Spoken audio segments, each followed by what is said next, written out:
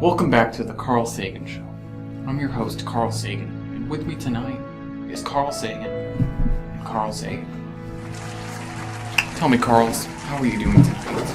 Well, you see here, Carl, I'm doing great. The place around the block had a great burrito, and it was enormous.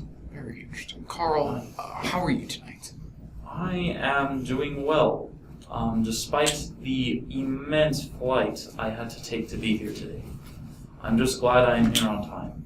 Time is relative, after all. Tonight, I want to talk about what we see when we look into our infinite and expansive cosmos. As you both know, there are billions and trillions of galaxies. I want to ask you guys, what do we see when we look into those billions of galaxies? I'll turn to you, Carl. Well, Carl, thank you. When we go and look at those billions and trillions of galaxies out there in the universe, we are looking into the past, actually. It is due to the universe ever so expanding that the light cannot travel fast enough. The light almost travels as fast as this burrito is moving through me. But since light can only go so fast, we can only see so much information. However, Carl, there is a small subset of galaxies moving towards us. So, you're telling me that all the galaxies that we see are moving away from us? Nearly all of them. Does that mean we are the center of the galaxy, of the universe, I might say? Well, that is a naive guess at best. I brought a model universe today to demonstrate how this expansion can be perceived. If we are but a collection of star stuff out in this universe, as we expand, we see that the stars around us, or galaxies, are moving away from us. However, if I keep inflating it, we realize that we are truly not at the center of our universe. This trash can model can be well applied to our same universe. Very interesting. Great demonstration, Carl. Thank you, Carl. So we're expanding, but we're not at the center. What drives this expansion? Well, Carl, there's a few factors that drive us. Much like when you want a unwanted house guest to leave your home, you have to give them a little boost. And that boost for our universe was the Big Bang. That is created the boost, and then shortly after the Big Bang, inflation happened. Much the same way gas prices and inflation happened, which caused our universe to grow even more. But just like the dark energy channeling within myself, that is what drives the universe at the moment. Interesting. So, we know what's driving the expansion. We know that everything's moving. How did we figure all this out, though? How did we figure out the galaxies are moving away from us? And I realize you prepared a demonstration for us, Carl. Well, yes, I did. It was the great Hubble in the year 1929 who realized that the galaxies around us seem to be expanding the farther we look.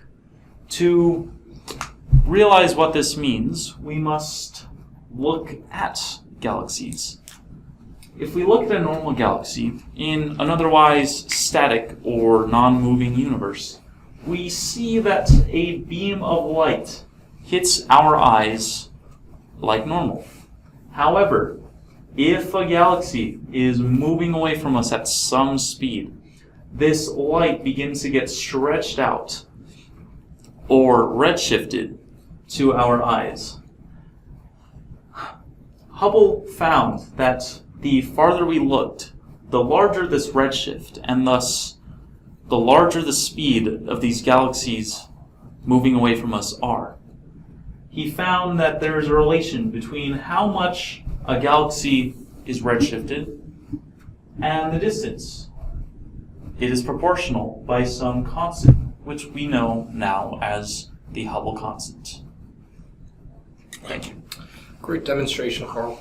Thank you, Carl. Thanks, Carl. Truly amazing. Thanks.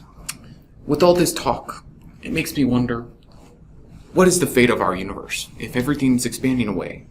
Well, you see here, Carl, gravity only wins on the small scale, unfortunately. And so can be best described as a tug of war. So if Carl and I were going tug of war, I would be gravity. And eventually, over time, Carl would win. That is because dark energy wins in the long run. So eventually, this thing called the Big Chill will happen. It's not like the bomb cyclone we had a few years ago, but a big chill will happen when eventually all the galaxies start accelerating in their expansion, and no light will be received by any galaxy. In this big chill, if everything's expanding farther away, then will we have just an empty, devoid universe?